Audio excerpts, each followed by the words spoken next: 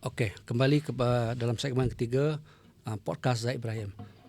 Dalam segmen ketiga ini kita nak tumpu kepada macam mana cara untuk menyatu padukan Melayu. Sebab kalau kita lihat isu-isu yang berlaku kebelakangan ini Tok sebelum saya terlupalah. Kita ada isu yang menggugat kepentingan Melayu, contohnya bila dinamakan Kampung Melayu nak disenaraikan sebagai Kampung Cina. Kampung Cina UNESCO, Melayu bising. Sebelum ini, satu ketika seorang ahli parlimen daripada Johor, dia mencadangkan bak kutih ni diiktiraf sebagai makanan warisan Malaysia. Kita juga bantah, ramai orang besar. Tapi hari ini, 2 minggu lepas, kita dimaklumkan melalui kenyataan media saja. Bak kutih bersama beberapa makanan lain telah digazetkan sebagai makanan warisan Malaysia. Jadi bila berlaku ini, saya nampak Melayu macam tak kisah. Sedangkan kalau kita lihat lebih mendalam, dengan kedudukan Malaysia sebagai agama rasmi, tiba-tiba ada makanan yang itu digazetkan sebagai makanan rasmi. Contohnya kalau orang-orang luar tengok daripada negara Islam, Timur Tengah tengok, Malaysia ni ada iktiraf negara Islam. Tapi dia gazetkan makanan ni. Jadi apa lagi yang perlu untuk Melayu? Tapi Melayu tak bangun lagi ni. UMNO pun senyap, semua senyap. Jadi apa yang sebenarnya lagi untuk kita menggerakkan Melayu ni supaya susahlah nak gerakkan Melayu untuk bangkit, untuk berdiri teguh, untuk menentang sesuatu yang salah tu. Orang Melayu kita ni orang kata lemah lembut, tapi lemah lembut ni dah jadi lembik lah sekarang. Tapi walaupun bagaimanapun kita kena usahalah. Kita kena usaha. Kalau orang atas tak nak penyatuan ini, saya rasa blogger-blogger macam Abdin, macam kawan-kawan kita dalam media, social media, kita kena pupuk semangat ingin melihat Melayu terbela. Biar ada dia keberanian. Saya memang sedih lah bila isu bak kutih ni, isu sup babi ni menjadi makanan warisan. Saya kata apa dah jadi ni? Kita dulu, kalau sekolah Cina kita bising. Pergi mahkamah.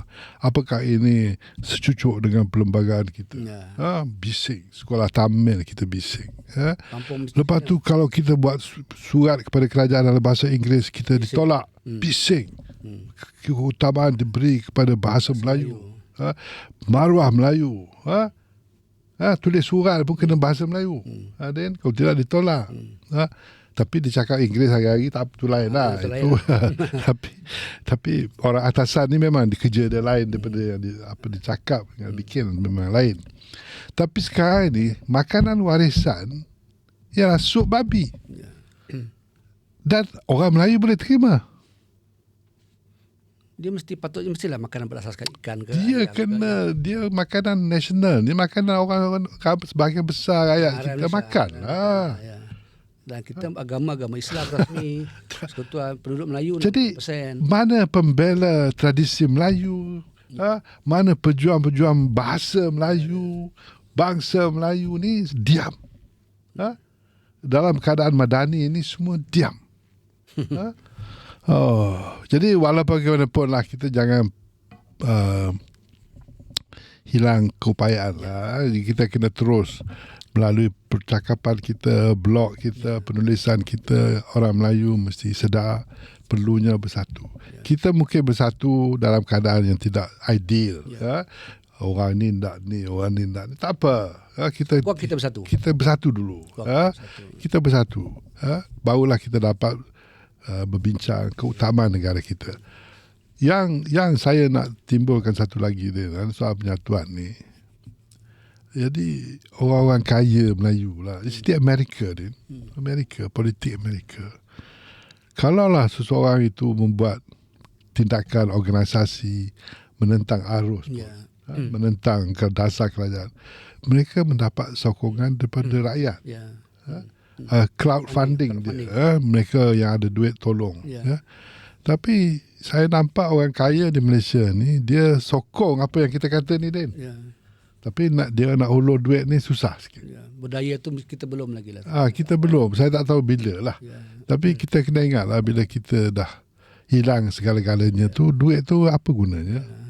Dalam konteks penyatuan Melayu ni, mana crowdfunding tu masih sepatutnya kita usahalah, kita tolong antara satu sama lain supaya hasrat kita untuk melihat orang Melayu kita bersama ni, kita nak matlamat dia senang aja. Kita nak kerajaan yang ditubuhkan itu ramai orang Melayu yang memerintah. Kerana Melayu ni adil sifat dia. Orang Melayu tidak menipu orang lain. Itu sifat dia. Orang Melayu ni, tapi dia tipu sama sendiri, itu banyaklah. Tapi itu kelemahan kita lah. Kita tipu sama sendiri itu biasa. Tapi sekurang-kurangnya kita ada gagasan kepimpinan yang besar yang boleh kita pilih untuk menjaga masa depan orang Melayu. Itu mustahak. Itu mustahak. Kalau sekarang ni, kalau kita lihat pembangkang, blok pembangkang ni, dia kalau tengok blok pembangkang ni semua Melayu. Dulu ada 74, sekarang dah tinggal 5 dah 6 dah pergi menyeberang, tinggal 69 itu kan. 69 68. Mereka masih 6. Tapi 68 69 ni dia masih tak mampu untuk tubuh kerajaan, untuk jadi kerajaan apa semua sekali kan. Jadi kalau mereka ni terus menenangkan bahawa kalau nak penyatuan Melayu, sokonglah kami. Macam mana pula tu? Itu political blackmail lah panggil. Blackmail. Itu kalau orang kata kamu sokong aku bagi duit lah, lebih kurang gitulah. Itu bukan saja blackmail, itu rasuah pun. Ya, dia politik ni kena ada juga. Yalah, kita ni kan orang Islam, kita kena ada moral dia jugalah. Jangan fikir moral ni isu konsert aja. Tapi yang pentingnya orang Melayu kena ada kesedaran lah tentang orang Melayu ni. Dia kena ada kesedaran. Mereka. Dan saya rasa gerakan ini boleh kita buat, Din. Boleh. Orang-orang bawah ni kalau bergerak secara spontan pun cukup. Kita bukan main politik ni. Saya PAS punya politik pun saya bukan setuju sangat. Soal Melayu tu saya bukan setuju dengan PAS politik pun. Dengan UMNO pun ada yang betul, ada yang karut. Dalam PKR pun ada tu. PKR ni berapa kerap Melayu pun saya tak tahu. Banyak cakap daripada bikin. Jadi tak fikirlah kalau kita nak kritik parti-parti semua ni tak habis. Tapi yang kita ingin lihat ialah persatuan ini. Kesedaran kita Melayu, we must have macam orang Cina lah dia. Kekuatan orang Cina ni, they help each other, dia tolong each other dalam bisnes. Dalam perniagaan, dalam sekolahan. Sekolah-sekolah Cina tu siapa yang tolong? Sekolah Cina tu kerajaan bagi duit, tapi berapa dia bagi dekat pilihan raya, Din. 3 juta, 5 juta, 3 juta. Derma daripada orang kaya lagi besar. Tapi orang kaya Cina habiskan duit untuk pendidikan anak-anak orang Cina. Persatuan orang Cina tolong bisnes orang Cina. Boleh tak orang Melayu hidupkan budaya ini? Boleh tak orang Melayu initiate perkara ini? Jangan cakap nak bela aja. Jangan buat kongres je lah, maksud saya. Kongres tu semua orang boleh buat. Daripada tindakan kita.